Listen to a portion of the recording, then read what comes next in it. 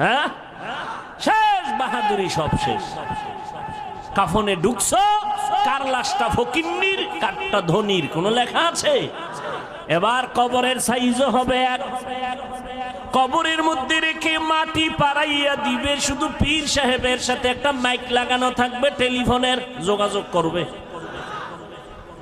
কবরের ভিতরে একটা ব্লুটুথ সিস্টেমের মেশিন থাকবে যোগাযোগের জন্য। হ্যাঁ, সব কবরের সাইজও সমান। মাটি দিয়া যখন সবাই বিদায় হবে, দুইজন ফেরেশতা সবার কবরে আসবে। পীর সাহেবের যেই প্রশ্ন করবে, মুরিদেরও সেই একই প্রশ্ন করবে। হিন্দু, বৌদ্ধ, খ্রিস্টান সবার বেলায় প্রশ্ন তিনটা, সব একই প্রশ্ন, কমন প্রশ্ন।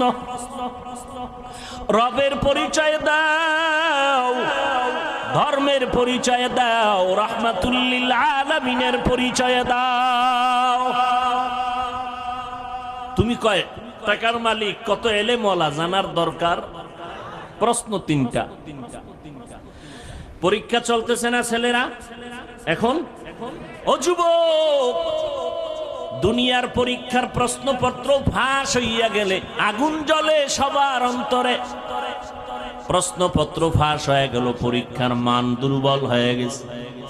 আমার মাওলার সিস্টেমটা কি তাকায় দেখ রে যুবক। আমার আল্লাহ কবরের তিনটা প্রশ্ন ফাঁস করে দিলেন। তিন প্রশ্ন সবাই জানায় দিলেন, আল্লাহ জানায় দিলেন, ও হিন্দু তোমারও তিন প্রশ্ন, মুসলমান তোমারও তিন প্রশ্ন, প্রশ্ন তিনটাই সমান। জানাইয়া দেওয়ার পরেও যদি কবরে গিয়া জবাব দিতে না পারো, একটু চিন্তা কর ফিডার ওজনটা কত কঠিন।